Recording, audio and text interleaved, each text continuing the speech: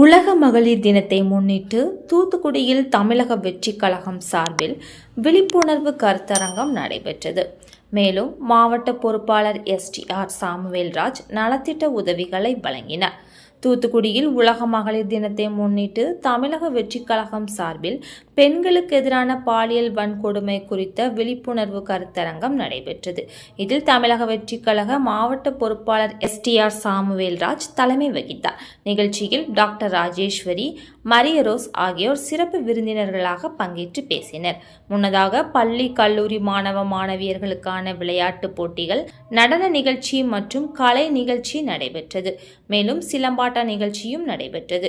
போட்டிகளில் வெற்றி பெற்றவர்களுக்கு பரிசுகள் வழங்கப்பட்டது. தொடர்ந்து மாவட்ட பொறுப்பாளர் STR சாமுவேல்ராஜ் நலத்திட்ட உதவிகளை வழங்கினார். நிகழ்ச்சியில் மாவட்ட, மாநகர, ஒன்றிய, வார்டு கிளை கழக நிர்வாகிகள் மற்றும் பொதுமக்கள் ஏராளமானோர் கலந்து கொண்டனர்.